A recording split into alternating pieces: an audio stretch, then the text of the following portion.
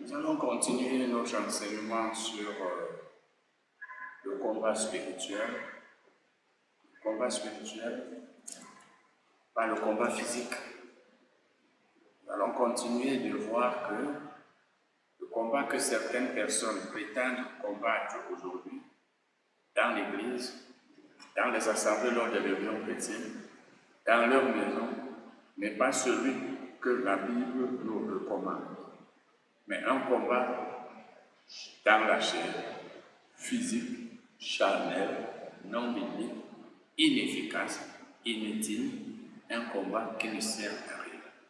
C'est la raison pour laquelle nous combattons dans la chair, nous faisons tout ce spectacle, mais le diable continue de payer. Or, le but du combat spirituel, c'est de mettre fin aux œuvres du diable, ou du moins d'empêcher le diable de nous atteindre. Mais c'est ce diable qui nous fait toutes sortes de choses chaque jour.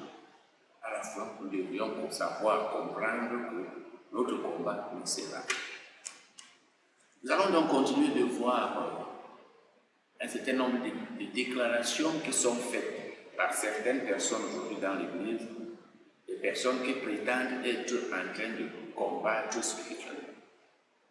Rappelez-vous toujours que le mot spirituel connote toujours l'idée d'invisible et que tout ce qui est spirituel est invisible aux yeux physiques.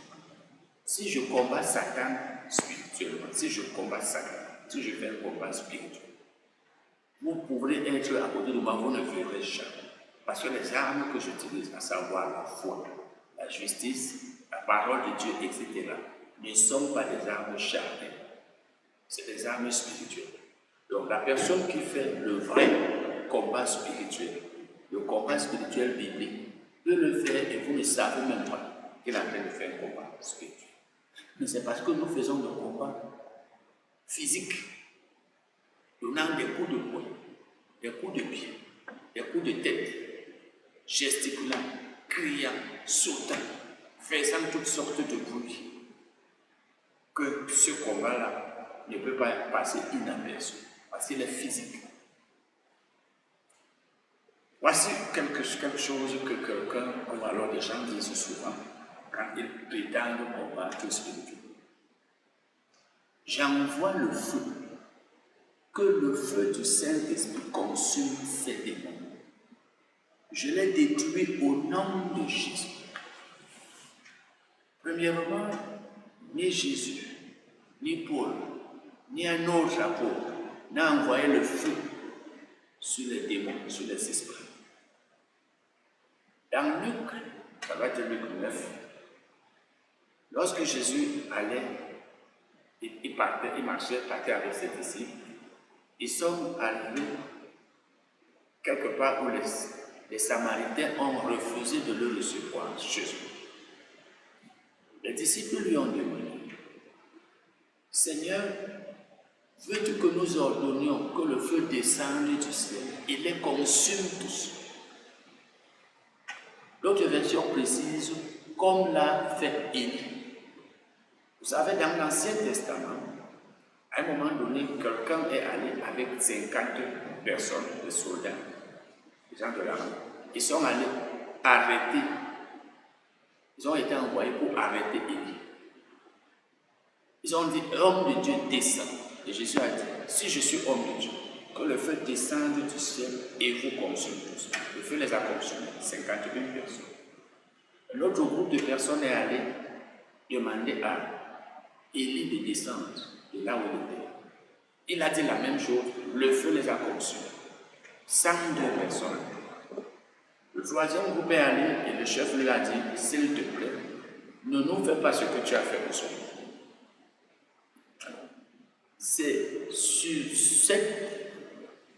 ce qu'Élie avait fait, donc les apôtres de Jésus se basaient pour dire, veux-tu que nous ordonnions que le feu descende du ciel et les consume? Et c'est la raison pour laquelle certaines versions précisent, comme l'a fait. Qu'est-ce que Jésus leur a dit? Il leur a dit, vous ne savez de quel esprit vous êtes. Parce que je ne suis pas venu pour perdre les âmes, mais pour les sauver.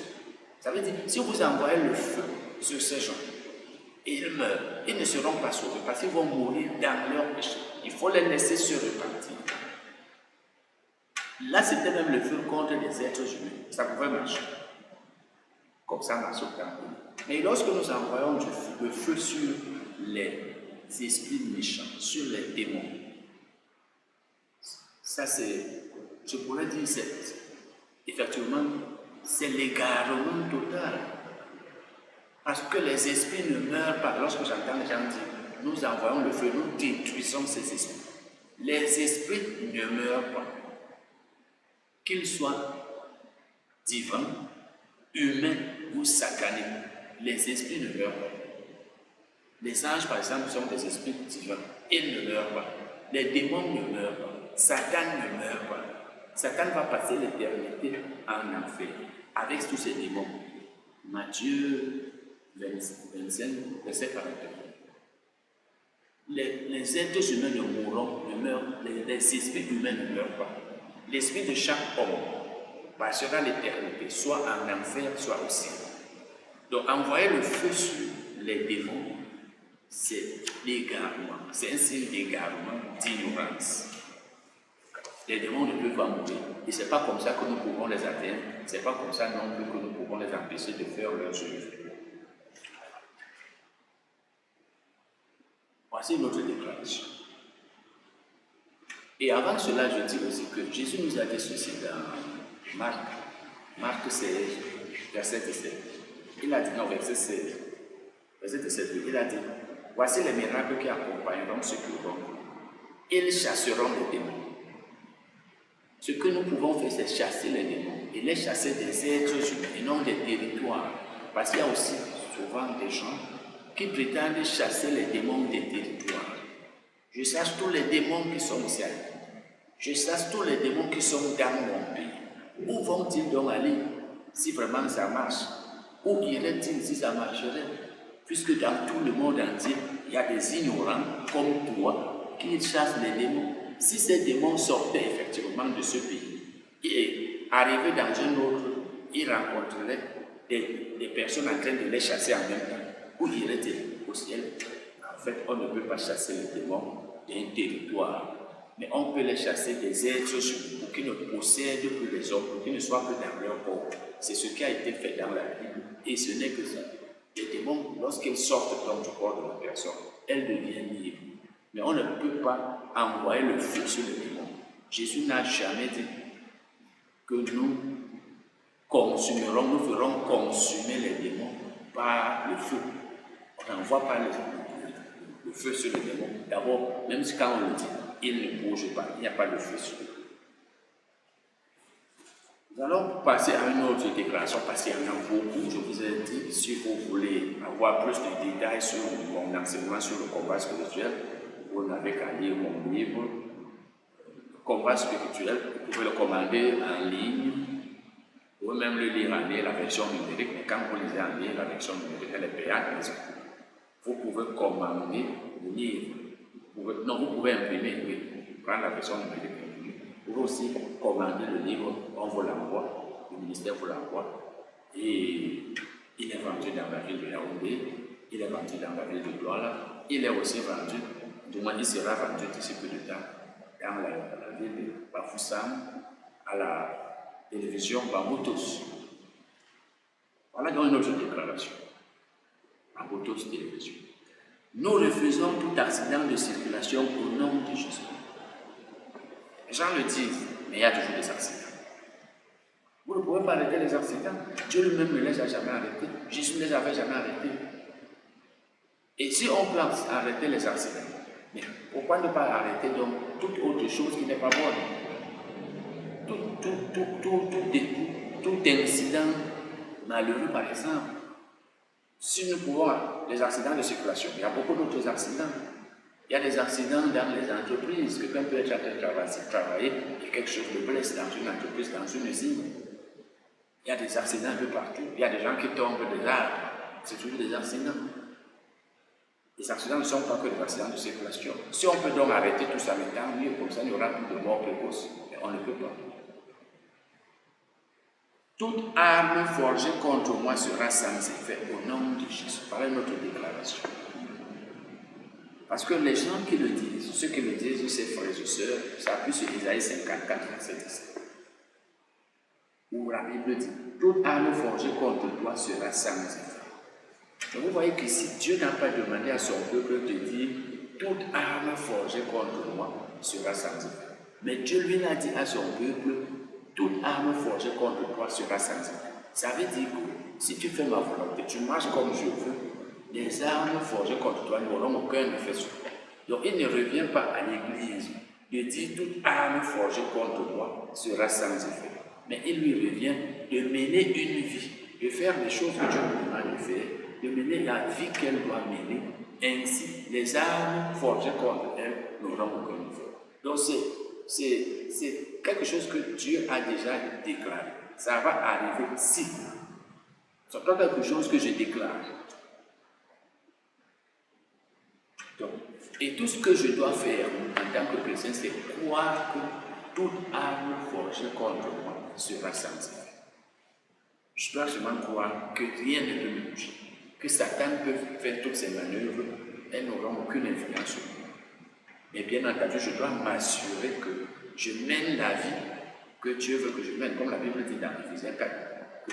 Ne donnez pas accès au diable. Si je ne donne pas accès au diable, eh bien, je peux avoir la foi que rien ne me touchera, qu'aucune arme de Satan ne me touchera, et que toute arme forgée contre moi sera sans effet, donc n'aurai aucun résultat positif.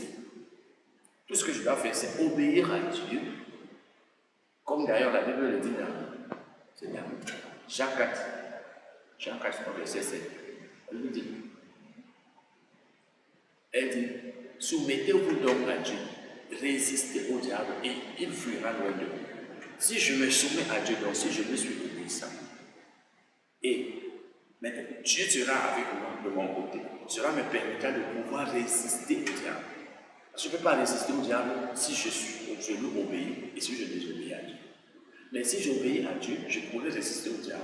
Et le diable fuira loin de moi. Il fuira. Je vais lire encore ceci. Nous brisons l'esprit de mort précoce. La Bible nous dit qu'est-ce que nous devons faire pour que nous vivions longtemps. Se tenir debout dans une assemblée ou dans une chambre pour dire je brise l'esprit précoce. Je brise, ça ne résout aucun problème. Donc, si je veux vivre longtemps, la Bible dit par exemple dans 1 Pierre 3, verset 10 et suivant, si quelqu'un veut en effet aimer la vie, qu'il préserve sa langue du mal et s'élève de paroles trompeuses. Donc, si je veux vivre longtemps, il y a des choses que je dois faire. Mais si je ne les fais pas, je peux mourir précocement, je peux mourir avant le temps de Dieu, je peux mourir prématurément. Tous les princes des ténèbres, je les renverse, je les livre en spectacle au nom de Jésus. Mais Jésus les a livrés en spectacle. En fait, tout ce que nous faisons là souvent, c'est juste du spectacle. Un spectacle qui n'ajoute rien à ce qui n'enlève rien, qui ne sert à rien. Alors, le résultat, c'est lequel? Après que nous avons fait ce soi-disant combat spirituel, nous sommes souvent fatigués. Nous transpirons. Or, une personne qui a combattu spirituellement, par exemple, qui a la foi, qui a utilisé la parole de Dieu, ne doit pas transpirer, ne doit pas être fatigué. C'est parce que notre combat est physique. Nous combattons physiquement. Et ce n'est pas le diable même que nous combattons. Il y en a même aussi qui prient contre les êtres humains. Ils disent que c'est le combat spirituel. Il y avait un pasteur qui avait cette habitude-là. Bon, en fait, un jour, il nous dit, priez que vos ennemis deviennent aveugles. Parce que s'ils avaient la possibilité de vous faire du mal, ils ne vous laisseraient pas. Donc, en fait, ça veut dire que la peur nous pousse à vouloir que nos ennemis meurent. La peur de nos ennemis. Ça, c'est la peur. Donc, c'est ainsi donc que vous vous rendez compte aujourd'hui que nous prions contre les ennemis. Il y en a qui citent par exemple Exode, où la Bible dit, tu ne laisseras point vivre la magicienne. Mais ce que la Bible dit là-bas, c'est tu ne laisseras point vivre la magicienne. Ça veut dire tu tueras la magicienne. En fait, c'était pour Dieu qui a dit à son peuple, ne laisse pas vivre la magicienne, tue-la. Donc, il y avait beaucoup de magiciennes, de sorcières parmi le peuple d'Israël. Dieu disait donc, lorsque vous verrez une sorcière, tuez-la. Et on l'a tuée. Dieu n'a pas dit tu prieras contre la magicienne. Il n'a pas dit tu prieras que la magicienne meure. Si donc nous voulons mettre en pratique ce verset de l'Ancien Testament où Dieu parlait à Israël et non à nous, tuons les magiciens, tuons les sorciers, les sorcières et attendons-nous à la condamnation au tribunal. Parce que si tu tues un être humain, même s'il est sorcier, même s'il est fou, tu mérites la prison. Donc, Jésus nous a enseigné dans Matthieu 5, verset 44, il dit, vous avez appris qu'il a été dit, tu aimeras ton prochain et tu haïras ton ennemi. Mais moi, je vous dis, aimez vos ennemis. Et parmi les choses qu'il nous a demandé de faire, il a dit, bénissez ceux qui vous maudissent. Le verbe grec traduit ici par maudire, c'est kataraomai. Il signifie prier contre, souhaiter le mal à. Vous lisez aussi Romains 14, je vais dire Romains 12, verset 14. La Bible dit, bénissez ceux que vous persécutent, bénissez et ne maudissez pas. Donc la Bible nous interdit de maudire. Et le verbe grec employé là dans Romains, que je viens de citer, Romains 12, 14, signifie, c'est le même verbe, katakaomai, qui signifie prier contre, souhaiter le mal. Donc la Bible nous interdit de prier contre les êtres humains et de leur souhaiter le mal. Mais nous avons transformé notre combat spirituel en déclaration contre les êtres humains, en souhait du malheur des gens. Et je rends grâce à Dieu de ce que tout ce que nous faisons là, tout ce bruit, n'empêche pas ces gens de vivre. Tous les jours, ils sont nombreux, un peu partout dans le monde. Les chrétiens qui se tiennent dans leur maison, dans les assemblées de son nom, pour déclarer la mort des sorciers, pour dire qu'ils les détruisent. Mais ils sont toujours là vivants et en pleine forme. Et ce sont les chrétiens même souvent qui meurent. Et souvent vous entendez dire par exemple que les sorciers ont tué tel chrétien parce qu'ils ont peur d'eux. C'est parce que nous avons peur des sorciers que nous aimerions vivre seuls sur la terre si que les sorciers ne soient pas de peur que nous tuent. Si nous n'avions pas de peur d'eux, nous ne prierions pas contre eux. Nous ne leur souhaiterions pas le mal et la mort. Mais heureusement que Dieu ne nous exauce pas. Dieu ne nous exauce pas. Donc la Bible dit, Jésus a dit, priez pour ceux que vous persécutez. Bénissez, priez. Priez pour. La Bible ne dit pas prier contre. D'ailleurs, si vous lisez 1 Timothée 2, verset 1 et suivant, la Bible dit que Paul nous dit, je vous exhorte donc, avant toute chose, à faire des prières, des supplications, des requêtes, des actions de grâce, pour tous les hommes d'abord, avant de citer les rois, etc. Paul dit, priez pour tous les hommes. Comment est-ce que puis-je prier pour tous les hommes et après je commence à prier contre les seigneurs, contre les sorciers? Il ne nous est pas autorisé, il nous est même interdit de prier contre les êtres humains. Jésus a dit prier pour. Il a dit prier pour. Et Paul dit prier pour ceux que vous persécutez. Il précise, ne maudissez pas. Donc ne priez pas contre, ne souhaitez pas le mal. Maintenant, il y en a qui vont me dire, nous ne souhaitons pas le mal, nous êtres humains, c'est au diable. Frères et sœurs, que vous souhaitiez le mal au diable ou pas, il reste le diable. Tout ce que vous devez faire, c'est utiliser la parole pour que le diable ne vous touche pas. Mais si vous pensez que vous maudissez le diable, ou vous priez contre lui, vous perdez le temps. Vos prières et vos souhaits négatifs n'auront aucune influence sur vous. Satan, son sort pourrait donc dire est série. Il sait qu'il ne lui reste pas assez de temps. il sera jeté en enfer. Vous n'avez même pas besoin de prier contre lui. Vous n'avez pas besoin, nous n'avons pas besoin de prier contre le diable. Maintenant, parlant des prières de combat, je vous ai parlé tout à l'heure d'Épaphras. Je vais aller sur ce verset. Disons Colossiens 4, verset 12. Colossiens 4, verset 12. Épaphras, qui est des nôtres, vous salue. Serviteur de Jésus-Christ, il ne cesse de combattre pour vous dans ses prières. Il combat dans ses prières. Épaphras combattait donc dans ses prières. Et je vous ai dit tout à l'heure, le verbe grec traduit là par combattre signifie s'efforcer. Et il correspond au verbe français se tourmenter. Donc il s'efforçait dans ses prières. Il faisait des efforts. Épaphras. Donc, on ne peut pas combattre le diable physiquement. Donc, notre combat spirituel, dans beaucoup de cas aujourd'hui, n'est pas biblique. Et ça me rappelle un frère qui nous avait dit un jour, à la salle, j'en avais parlé, à notre salle d'enseignement, il m'a dit, frère Titi, quand je chassais le démon tous les jours, quand j'étais très conscient des démons de Satan, tout le temps parlant à Satan, le combattant, envoyant les flèches, c'est là où j'avais beaucoup de problèmes spirituels. C'est là où j'avais, parce qu'il vivait dans la peur. La peur est une porte ouverte pour le diable. Or, donc, il voulait dire que lorsqu'il a cessé de faire tout ce bruit, tout ce tapage à cause de son ignorance, il n'avait plus ces problèmes. Donc, vous allez vous rendre compte, frère, que vous combattez, dites-vous, vous faites tout ce que vous faites.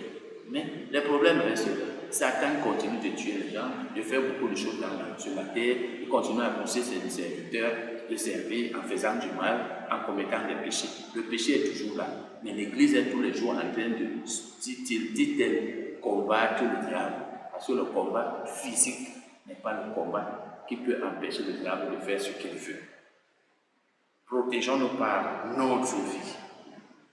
Prêchons l'Évangile pour que ceux qui croient en Jésus-Christ soient sauvés, qu'ils ne soient plus sous la puissance du diable, et enseignons-leur ce que la Bible enseigne sur le combat spirituel et sur la vie du chrétien. Voilà ce que l'Église doit faire. Eh bien, continuerons cela prochainement.